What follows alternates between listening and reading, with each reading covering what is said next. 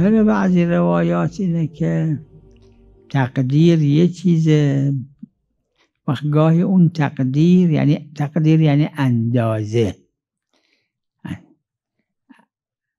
فرض کنید فلان کس که به دنیا اومد تقدیرش اینه که این 60 سال عمر کنه. وقت گاهی قضا موافق همین میشه، یعنی 60 سال مؤکد میشه. از بعضی روایات در میاد که قضا اضیق از قدره، یعنی بعد قدره. گاهی نه، این قضا اوسعه، یعنی گاهی قضا میشه که نه این 60 سال بشه 70 سال یا 60 سال بشه 50 سال.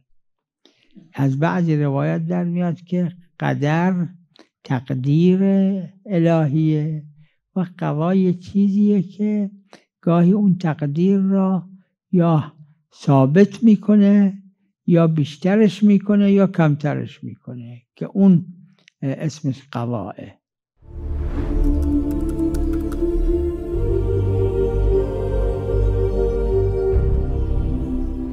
در همه چیز، در آجال، در ارزاق، در اولاد این گرش بیاد یا نیاد، چند تا اولاد داشته باشه، در تمام چیزهایی که اندازه خدای عزوجل برای افراد قرار داده اون تقدیر اسمشه. و اون اندازه گاهی اثبات میشه، گاهی بیشتر میشه، گاهی کمتر میشه، اون قضا اسمشه.